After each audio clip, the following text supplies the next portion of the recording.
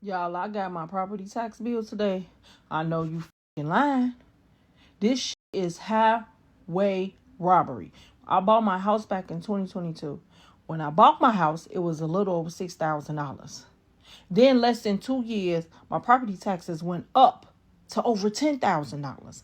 Now I get a bill today. It done went up another $8,080.10.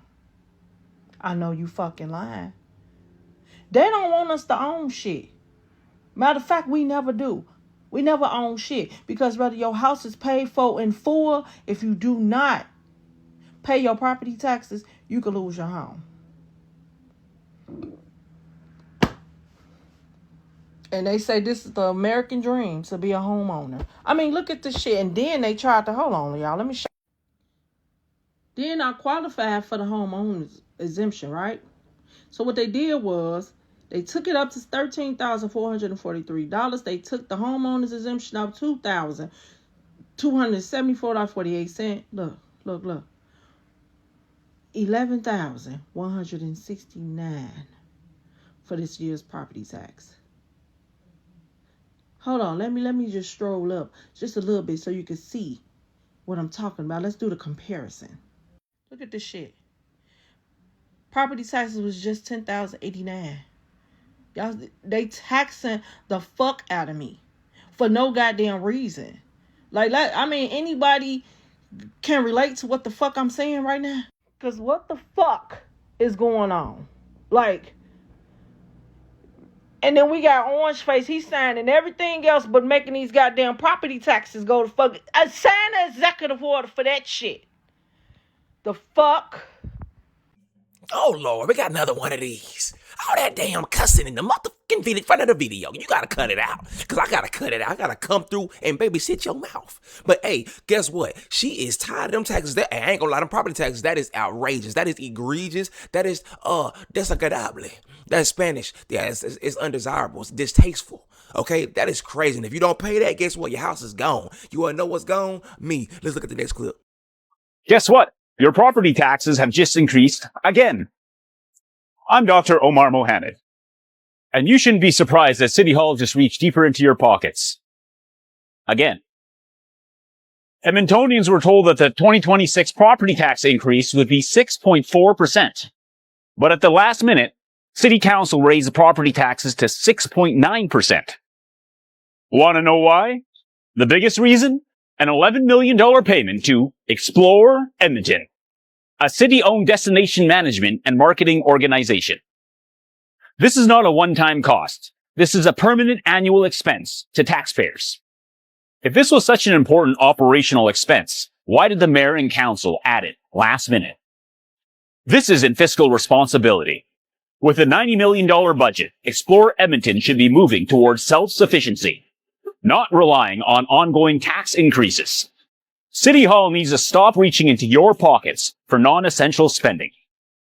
Over $300 million on bike lanes hardly anyone uses. Over $80 million on electric buses destined for the scrapyard. Hundreds of millions of dollars on the failed Blatchford development. And nearly $500 million on a mega rec center and a velodrome. Edmonton deserves better. Share this if you've had enough. And follow me to stay informed. There's still time to shine, Edmonton. Let's shine brighter together.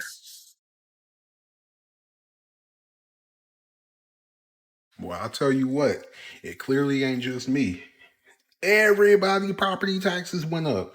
That's crazy. I'm blessed that, mine's at least controllable. I think my mortgage only went up like $200. That's really not bad.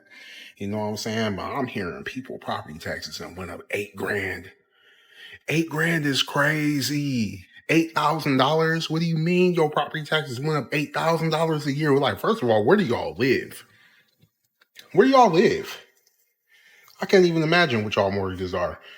And then number two, it's like, if I seen one person, they just bought their house 3 years ago. Why don't you have an escrow? Why aren't you paying the taxes with your mortgage? What are you doing? Imagine coming home to an $8,000. No, excuse me. It went up $8,000. They property tax $18,000. $18,000? What? No, absolutely not. Hey, Brandon, why did my property taxes go up after I bought my house? It's a great question. Let's do the math and find out. Okay, so we're going to talk about the property taxes, and I looked your house up, and it looks like the previous owner of the property bought it in 2010, and they paid $200,000 at that time. The tax rate is 1.5%. That means that the taxes for the seller were only $3,000 per year. You bought the home in 2025, but you paid $500,000 for the home. The tax rate is still 1.5%, so that's the same. However, 1.5% of $500,000 means that your tax bill is $7,500. So this is a difference of $4,500 per year, which on a monthly basis works out to $375. Now, this is what happens, especially if you have this included in your monthly mortgage payment. You have your monthly mortgage payment, plus you're having to pay the shortage for the tax bill. So we'll call that shortage. Plus, you need to go ahead and have to pay the difference in the tax bill, another $375. So these two numbers get added onto your monthly payment for your first year after you own the home when the tax bill increases. It's to catch up on the money that the lender laid out from your escrow account that you didn't have, plus to make up for the now difference in the monthly payment. So the year after you buy your home, if your tax bill increases, which is common, you'll see a substantial jump in your monthly payment, and this is the reason why. Hey, Brandon, I appreciate you breaking that down, but it's a bunch of bullshit. Okay, ain't nobody got time for that. We don't care, man. Why y'all can't just let the property taxes be steady? Huh? And people in North Carolina are upset. Look at this. People in North Carolina are opening their property tax bills and they are being shocked. A lot of counties across the states just reassessed home value for the first time in years. And since housing prices exploded after the pandemic, some homes are being valued 40 to 60% higher. Even if the tax rate doesn't change, when your home value goes up, your tax bill usually does too. So although North Carolina is growing fast, some of the homeowners feel like every single year they stay here, it's just getting more expensive and harder to want to be here. So I made a post on property taxes, and so many people compare the property taxes that I talked about that my parents face to their own situation. And they said, that can't be real. I pay $1,200 in property taxes. Just because you don't pay a lot in property taxes doesn't mean that other people aren't getting absolutely buried by them. Since 2020, which is a 6-year period, property taxes for them have gone up 151%. For comparison reasons, I went back to the childhood home that I grew up in and I looked at 2010 to 2016. And property taxes went from $4,000 a year to $6,000 a year, which is only roughly a 29% increase over the span of 6 years. So from 2010 to 2016, they experienced a 29% increase in their former home. But 2020 to 2026, you're telling me that 151% increase is justified? Your property taxes are going up and you're not sure why. In Texas, it is April and all of us property owners are getting those letters in the mail from your local appraisal district giving you a notice of your market value on your property. Because remember that property taxes, the whole concept is that you pay taxes based on the value of your property. So the appraisal district's job is to put that value on your property that you're taxed on. And that's what you're getting right now. But if you open up your letter, it tells you what your tax will be in October. But that's not what the final amount is going to be. No, it's not. Because you remember that property tax amount that you pay in October is based on your assessed value, less any exemptions that you qualify for, and multiplied by the tax rate. Now, the tax rate is not something that's determined right now. That gets settled over the next several months by all the taxing entities like your hospitals, your schools, your city. All of those things are going to be setting those budgets for next year. And that's when you get your final tax bill in October after those rates are set. So right now, all we're worried about is the assessed value or the market value that the appraisal district has put on your property. So if you're thinking you're going to go protest and you walk in there and say, these tax rates are too high, these schools they're building these new schools and I don't even want to do that, you're barking up the wrong tree. If you're going into the appraisal district and you're talking to them about tax rates, they don't set the tax rates. They only talk to them about exemptions and the assessed values or the market values. Those taxing entities, you need to go talk to those people. This letter that you're getting right now is strictly from the appraisal district telling you the market value of your property. So if you open up your nice little letter, it's going to tell you what your market value was last year and what they're proposing it to be this year. And you get to protest that. So this example is going to be a homestead property, a primary residence in the state of Texas. This isn't another specialty type property. On homestead property in the state of Texas, it says year over year, the appraisal district cannot increase your assessed value, the amount that you're taxed on. So there's market value and then there's assessed value, what they tax you on. Okay, so remember those two different terms. Let's just say that your house last year was $250,000 and you open up your notice this year and the market value increased to $350,000. It jumped $100,000 in market value in 1 year. Now you remember that market value that they're giving you up here, that is what your market value was back in January, like backwards in January, backwards. You're probably freaking out, and you should protest. But again, remember the state of Texas says that your assessed value cannot jump $100,000 in 1 year. It can't go more than 10%. So last year, if it was at $250,000, what is 10% of $250,000? $25,000. So your assessed value, the amount that you're taxed on, is $275,000, even though your market value that they're saying is $350,000. You're only paying taxes on this upcoming year on $275,000. You're thinking, oh, well, I'm not going to protest. I don't have time. Year over year, it increases 10% based on the market value. So let's jump forward to next year. You get your little letter this time in April, and it says last year's market value was $350,000. And this year we didn't increase it any. We're going to keep it at $350,000. And you're going, oh, yay, goody, goody. No, not goody. Remember?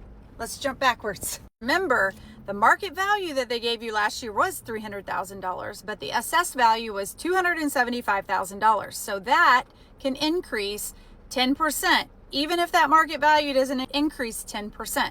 So what is 10% of $275,000?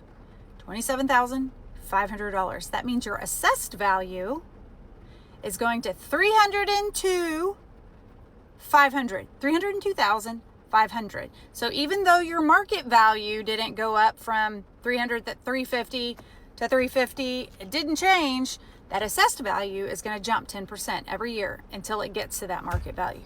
This is why you want to protest your market value if it is incorrect. Now, this video is not going to be about how you protest. In another video, I'm going to talk about how to protest, what you should talk about, what you should look for, and all those things, because I've done it. The people at the appraisal district, they have been very helpful to me. Anytime that I've called up there or gone up there or met with them, they've been very, very, very helpful. So just going up there and not just rattling out and complaining, finding out the information as to how they came up with that amount, which will be in another video, how they calculate those amounts and how they came up to that market value. Armed with that information, you can go in there and have a very good conversation with them. It's funny, when you're selling your property, you want that market value high. You're going to argue about that market value high being higher whenever you're selling your property. But when you're buying something or when you're paying property taxes, you want that market value a lot lower. It is human nature. That is perfectly fine. But don't go in there to complain just to complain. You need to know what you're working with. And hopefully this helps. So your property taxes might be increasing and you're not sure why. Video part 3. We're going to talk about you're arguing that your market value is too high and evidence that you're going to need to provide the appraisal district in order to protest. And I'm giving you examples of what I've seen happen and what I've successfully done myself. Now, in the state of Texas, there are 4 reasons that you can protest your property taxes, and it's going to be market values too high, which is what we're going to talk about in this video. An unequal appraisal, I'm going to do that in another video. Errors of record, which I did in video 2. So the last one we're going to do is going to talk about exemptions. If you're going to protest based on the market value is too high, what you're basically saying is that no buyer would have paid that price for that property January the 1st. So instead of just marching in there and saying nobody would have paid that price, you have to take them evidence. The first thing that you're going to do is get your hands on some comparable sales. How do you do that? You're going to call a real estate agent or you're going to talk to an appraiser, not just calling Betty Sue down the street and asking what they sold their property for. You need some actual true evidence. You're going to gather those comparable sales, look at your property, and you're going to compare them so you can go to them with evidence and say, see, these properties sold for this amount. Why is mine valued at this? Remember, those comparable sales cannot be between January to this April. It has to have happened in the previous year. I did this approach the very first time that I ever protested, and it didn't go so well, but I learned a lot from that. And I'm a real estate agent. After I protested the first time, I read a lot of Texas property code in the fine print, and what I ended up doing the next time, which is what I would highly suggest to anybody, but it is going to cost you a little money, is to hire an independent licensed appraiser. You want to ask them to appraise your property as of January the 1st. So take that appraisal as your evidence, and you might not even need to go to an official hearing. You might be able to walk in with that, like I have before. I've walked in with it and said, this is what an appraisal said that the market value was worth as of January the 1st. And they immediately said, yep, okay, got it, boom. Other way that you can provide evidence, which is a very good way that is very successful, is to prove that your property has some items that need to be repaired that could affect the market value. An example would be if you have foundation repair that you need to do, you need to put in new windows, you need to put on a new roof, got a bunch of rotten wood and peeling paint, things like that. At the very least, take photos of all of that and take it to the appraisal district to see if there's anything they can do to depreciate the value of your property because it needs those repairs. But to go a step further would be to get bids for the cost of those improvements to take care of. That way they can know, okay, it's going to cost you $20,000 to put on a new roof. We'll take that into consideration. Those are the best forms of evidence that you can walk into the appraisal district to have a successful protest. Because whenever I am trying to learn something, I go all in, and I sat in some hearings and I learned a lot, and I saw a lot of people just going in and complaining about so-and-so's neighbor, but they didn't have any evidence. You need to understand that these appraisal districts, the appraisers that work at the appraisal districts, are not going in and out of every single property. There might be some things wrong with your property that definitely affect the market value that they're not aware of. So you just need to go in and show them the evidence. And a lot of times whenever I've gone in, they're like, wow, we didn't know that. Okay, the more evidence that you have, the better your protest is going to actually go. I've only gone to a protest hearing once because every other time we've settled it prior to that just by walking into the appraisal district with the evidence in hand. And they were very helpful in saying, yeah, you're right. And oh, we'll take that under advisement. Sure, that's great. Providing them the evidence is key to a successful protest. But you own it, right? Yeah, you own it, right? Yeah, oh yeah, you own it. Oh yeah, you don't pay their property taxes. Guess who gonna own it? The city. I know people who didn't pay off houses. House paid off, but they didn't pay that property tax. And guess what? Ain't no more house, home you can pass down to the kids. They're gonna pass it down to the city. It's over, bro. Look at this next clip. Property taxes have been going up and up and up and up and up in every single states, and now we're buying these houses to pay for in rent essentially on these houses after we've already bought these houses and on top of the mortgages and everything else. And in Texas personally, it drove it up $2,000 a month in our situation. And he went on to address this and said, hey, if you live in Florida, I want to abolish property taxes, but if you come from another state and it's your second home or whatever you're doing, then you're going to pay the goddamn property taxes. What he's talking about is getting rid of property taxes for the residents of Florida who actually live there. And then the snowbirds, my parents lived in Florida for years, so I understand it's people coming down from Canada, Minnesota, everywhere else, going to Florida for the winter. They need to be taxed on their places. I don't have a problem with that either, man. If that's your second house, that's fine. But if it's your primary residence and you live there all year round, no, I don't think you should be taxed. And what DeSantis is saying is, hey, man, there's plenty of money in this budget here. And the only reason the budget's going up, we're not spending it, is because the housing prices are getting higher and higher and higher, which he's correct on. So my wife and I bought our house end of 2024. So we've been here for almost a year and a half. And this has been basically our mortgage payment every month, $37.41.72. And just as insight into home ownership, our property taxes recently went up, exactly what it was, but yeah, that's our new amount right there, $45.36. So we went up $750 per month, over $7,000 a year more, and most of it goes to the interest, obviously, as we know. But yeah, this is how people aren't able to stay in their houses forever and lose their houses. Oh, crazy. Buy a home, it'll be steady, they said. Buy a home, you'll own something and it's good. Your money, you're not throwing money away. It's going to stay steady. You're good. You're locked in. Locked in, all right. Property taxes going up, mortgages going up. Come on. Something break. Hey, that's just crazy, man. Let me know in the comments if y'all going through any of this stuff, man. If y'all know anybody's going through this, man. It's stressful, bro. Again, it's been Josh from Talk to Him, boy, and I just talk to you, boy. I'm out.